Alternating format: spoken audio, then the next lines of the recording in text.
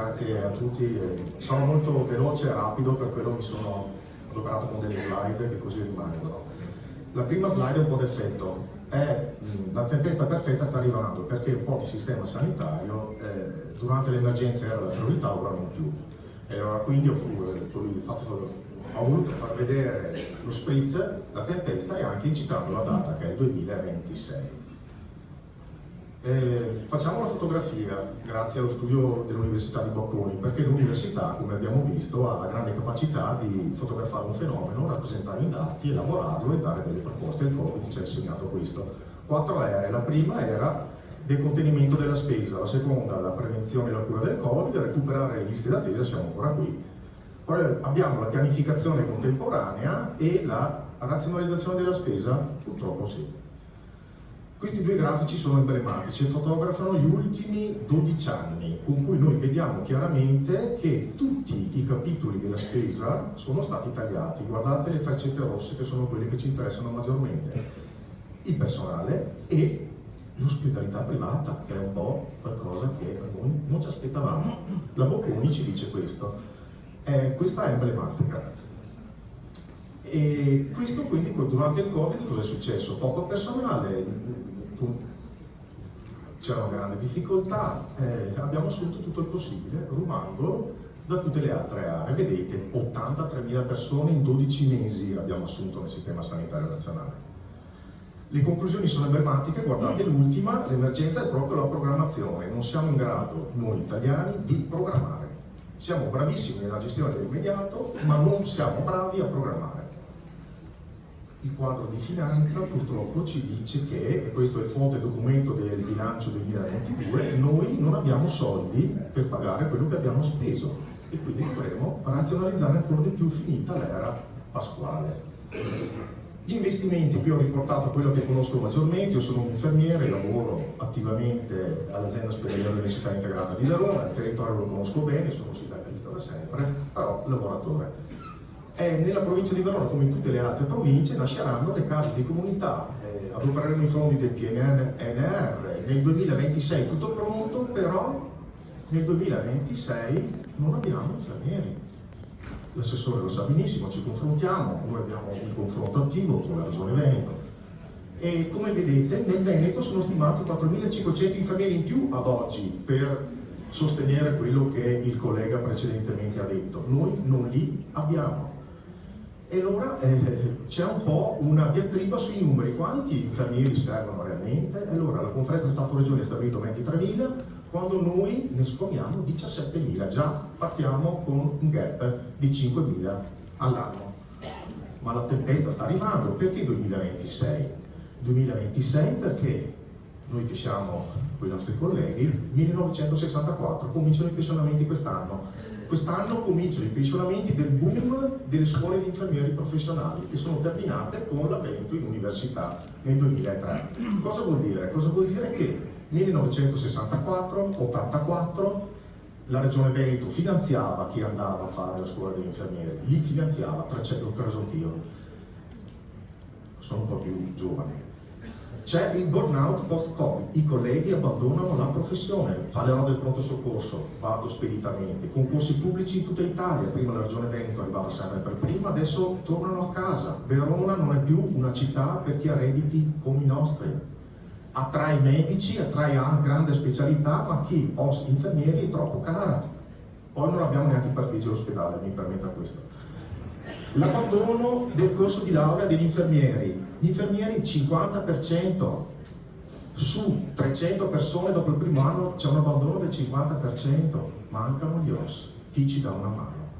Questo, lasciando stare i conflitti con i medici che non ne voglio assolutamente trattare, a cosa dobbiamo guardare? A chi ha fatto prima di noi. Guardate la data, 1983.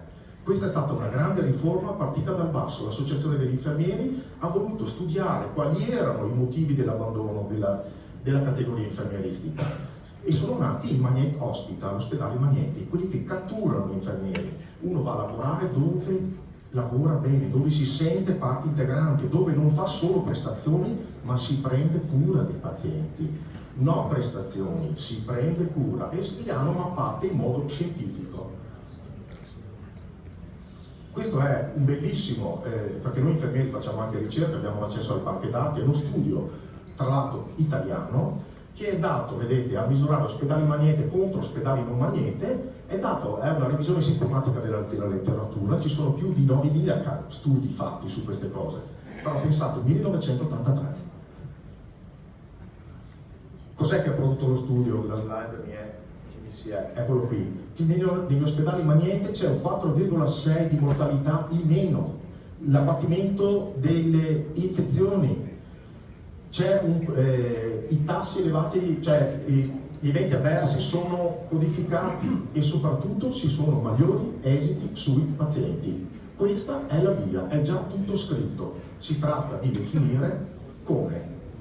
Noi come CGIL, CISL e UIL penso siamo qui oggi da una bellissima giornata perché vogliamo ritornare a essere un po' la cinghia di trasmissione tra la politica che ha il dovere di governare e noi che siamo tutti i giorni nei posti di lavoro e che abbiamo a che fare con le persone che necessitano, che non sono pazienti, sono persone per noi.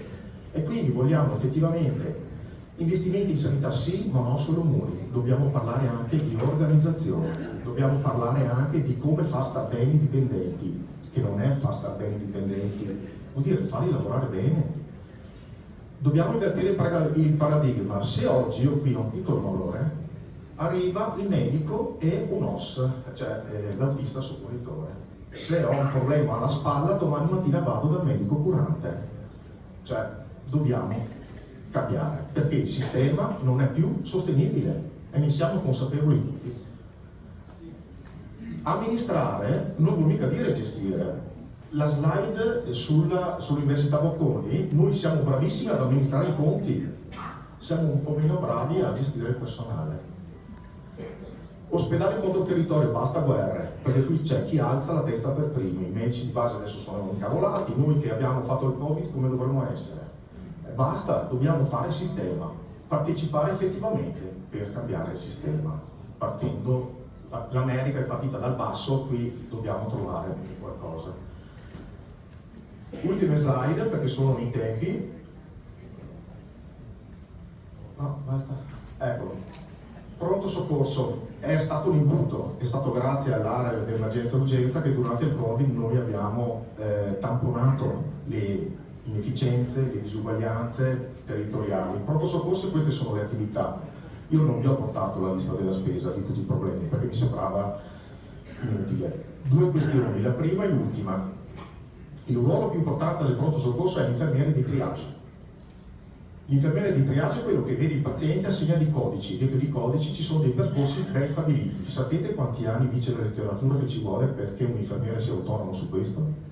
Dai 5 agli 8 anni di esperienza con la formazione. Un neoassunto non può essere messo nel pronto soccorso, per questo motivo. Per lo stesso motivo, pronto soccorso APO, parlo di quelli che conosco meglio, che è Padova e Vicenza, MET, Medical Emergency Team, in caso di incidente loro arrivano, tutte le professionalità, tutte le specialità gestiscono. Sapete quanti anni ci vuole perché un infermiere possa lavorare lì? Idem. Forse qualcosina in più perché deve avere un background di terapia intensiva. Allora, un ospedale, tante assunzioni, la gente che va via, noi abbiamo perso queste due professionalità nel pronto soccorso perché sono andati in overbooking, non ce l'hanno fatta più. Adesso professionisti nuovi che non sono preparati, provate a immaginare un pronto soccorso che ha tutti gli infermieri con neoassunti che fanno il triage e provate a immaginare un pronto soccorso con tutti gli infermieri che devono gestire i traumi, con i migliori chirurghi, i migliori specialisti, i migliori. È una cosa insicura? Ecco, noi dobbiamo lavorare, ed è questa la slide conclusiva, dobbiamo condividere non solo.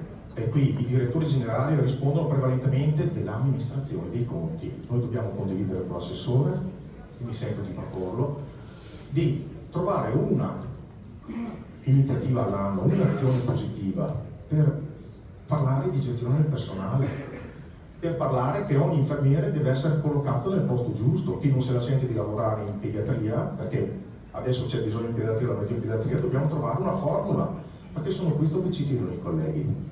Trovare il posto giusto e l'organizzazione deve essere sensibile, quindi c'è attenzione ai conti ma la gestione del personale. uno all'anno riusciamo a convincere l'assessorato e anche i direttori generali, vero, a cambiare il sistema, perché questo sistema non va più, la gente va via. Una parola sugli OSS. Gli infermieri fanno tutto. Noi abbiamo un problema di OSS, che anche nel caso del riposo e quant'altro, non possiamo essere quelli che strumentano il professore ordinario di pancreas, alta specialità, e essere quelli che fanno i letti. Allora dobbiamo investire sul personale OSS. Qui è stata fatta una scelta di consegnarlo anche la formazione in mano ai privati, forse dobbiamo rivederlo, forse dobbiamo rivedere anche le funzioni, però c'è una data nel 2026, nel momento in cui noi abbiamo bisogno, non abbiamo personale. Grazie. Grazie.